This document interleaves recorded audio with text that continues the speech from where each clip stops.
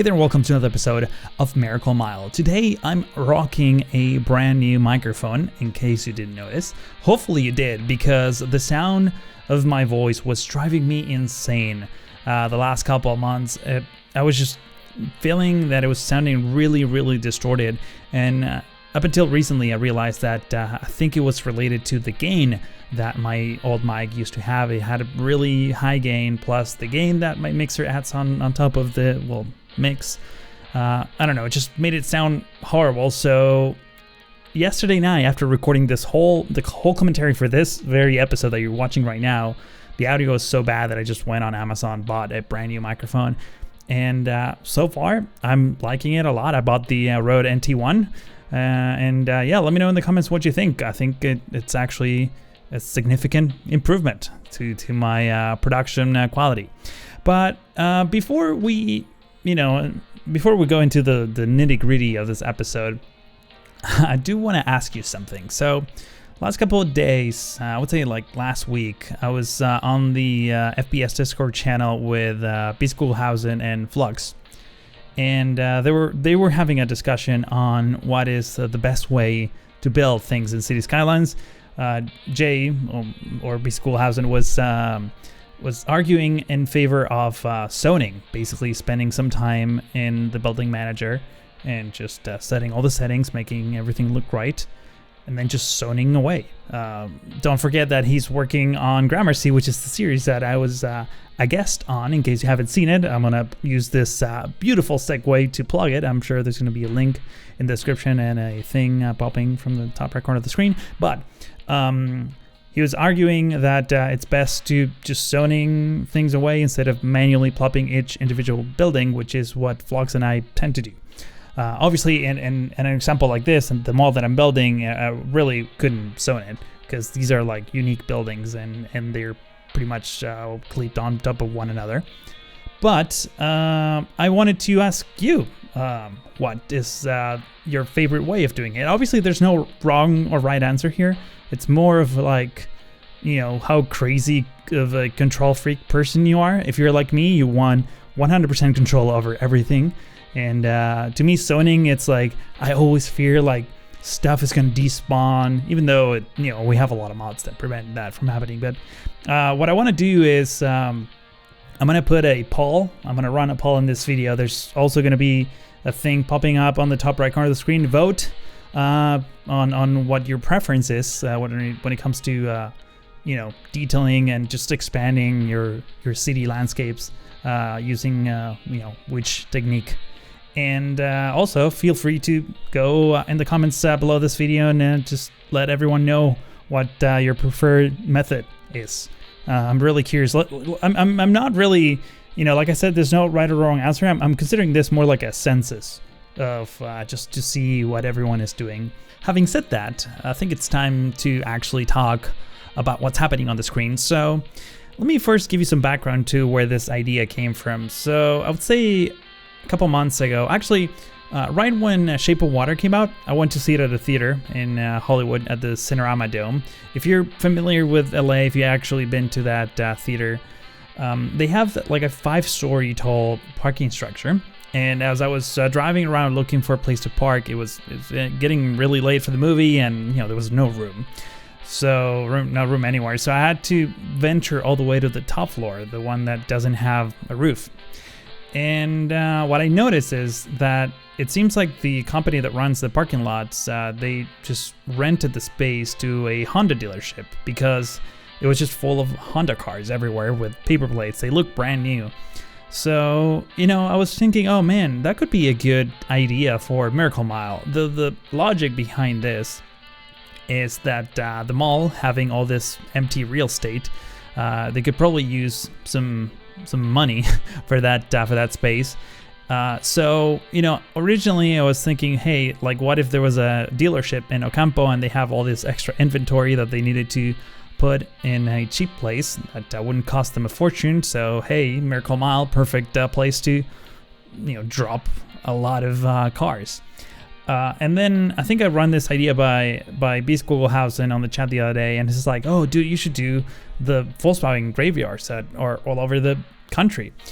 For those of you who don't know, there's a thing called Dieselgate that happened a couple of years ago, where Volkswagen was technically cheating on the emissions for all of these diesel cars, and the EPA basically told them to recall all of the vehicles that were on the road, which means that now I think there's like 4 or 5 graveyards. Basically, they had to recall like just shy of 500,000 cars, at least in the US. I think they need to do the same in Europe, but I don't know if they did.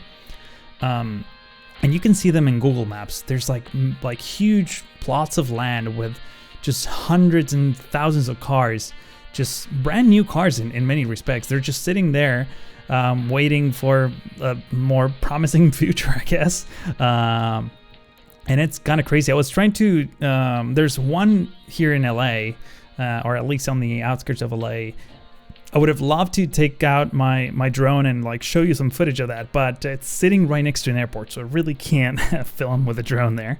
But if you, I'm gonna include a link in the description for a video that you can watch. I even contacted the person who filmed this video for permission to use some of the clips, but he hasn't gotten back to me, so I guess I'm just gonna link to towards that channel. It's kind of mesmerizing to see all these like cars sitting there, and they're probably gonna be there for quite a while. I don't know if they announce what they're gonna do with them, but you know, in relation to these being new cars, you know, I wanted to sort of protect them from potential vandals, so I fenced out this whole area. Now specifically talking about the build, because this is a bit of a big backstory, and also this is a very short episode, so I should probably talk about what I'm doing, and I keep going on these weird tangents, but I wanted to fence out the whole area just so that it's not that easy to come in and vandalize, because like, mind you, these are brand new cars, so the engines might not be the best, but like everything inside of the cars and just all the parts could be easily sourced to repair, you know, just regular fuel cars. I don't know what would be the opposite. Like, I guess British people call it petrol cars. In the US, I don't know what the name of that would be, but you know what I mean. So just fencing everything out, and this was also a great opportunity to start working on the perimeter fence for the mall. And as you can see, I put down this massive fence that kind of follows around, and to sort of give it an accent. I usually do this technique, and I did it before many times, where I just grab clusters of trees and I bring them right up against the edge of the fence, because when you zoom out, the fence kind of disappears. So by having the trees being right up against the edge, when you zoom out, it just gives you this really great perspective. You're going to see it in the cinematics much more clearly at the end, but it just really marks where the end of this property is and where the rest starts to sort of happen. It's much more wild, and I've noticed this a lot as I was, you know, looking for ideas and inspiration on Google Maps. And of course, spending some time adding details and clusters of trees and bushes, similar techniques that I've been using quite a bit so far. Of course, adding a lot of these tiny grass tufts. Can't really, that's a word that is so hard to say for some reason, but it doesn't matter, because I also wanted to talk about the placement of the cars, which I haven't talked about yet. For the most part, I think they're definitely not Volkswagen. There's a few Golfs that I manually placed, but for the most part, I think they're Nissan Leafs, something like that. Actually, would you call them Leaves or Leafs? I don't know. Point is, the idea behind the placement of the cars is I wanted to use realistic colors. Many of the cars that I was subscribed to are just like random crazy colors, and this one's, from the imagery that I seen from Google Maps, it kind of matched the same shades of color of all these Volkswagens that are just parked there. There's shades of blue, red, and white primarily. There's some black, some silver, some like dark grays, but you know, they're pretty consistent. And every once in a while you have like a bright yellow car, a mustard card, and you can see some of those. Those are the Golfs that I manually placed. I actually used to drive that car. I love that car.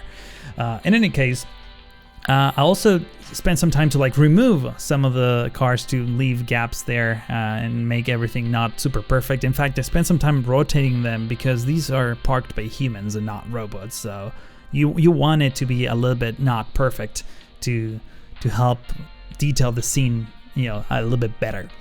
But as we're approaching the end of the episode, I do want to talk about the future of Miracle Mile, because we're not that far from the end, if I do say so myself. The thing is, I had a few things planned for this series. I always picture this being a short project, and I'm gonna try to stay true to that, even though I said that before and it ended up being like super long series. But the next episode, I'm really excited because it's gonna rock some custom assets, and you have no idea what that will look like. It's kind of insane, but yeah, you have to stay tuned for that. In the meantime, please consider giving this video a like and also subscribing if you haven't already.